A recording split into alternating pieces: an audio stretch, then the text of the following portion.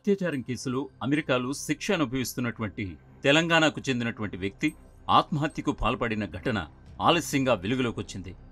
జనగామ జిల్లా లింగాల ఘనపురం మండలం నెల్లుట్లకు చెందిన కుర్రిముల సాయి కుమార్ 10 ఏళ్ల క్రితం అమెరికాకు వెళ్లాడు. అక్కడే ఉద్యోగం చేస్తూ ఒక్లహామా రాష్ట్రంలోని ఎడ్మండ్ నగరంలో భార్యతో కలిసి నివాసముంటున్నాడు.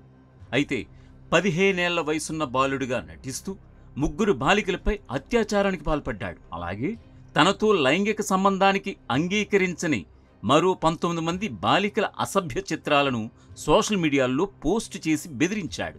బాధితులు అక్కడి పోలీసులకు ఫిర్యాదు చేయడంతో FBI అధికారులు 2023 అక్టోబర్లో సాయి కుమార్పై కేసు ఫైల్ చేశారు. పోలీసుల దర్యాప్తులో బాలుడిగా నటిస్తూ బాలికలపై లైంగిక దాడులు, వేధింపులకు పాల్పడినట్లుగా గుర్తించారు. నేరం చేసినట్లుగా రుజువవ్వడంతో అమెరికా కోర్టు అతడికి 2025 మార్చి 27న 35 ఏళ్ల జైలు శిక్ష విధిస్తూ తీర్పునిచ్చింది. దీంతో మానసిక వేదనకు గురైనటువంటి సాయి కుమార్ జూలై 26న జైల్లోనే ఉరివేసుకుని బలవన్మరణానికి పాల్పడ్డాడు. సాయి కుమార్ తండ్రి ఉప్పలయ్య అలాగే ఇతర కుటుంబ సభ్యులు అమెరికాకు వెళ్లి అక్కడే సాయి కుమార్ అంత్యక్రియలు పూర్తి చేసినట్లుగా సమాచారం.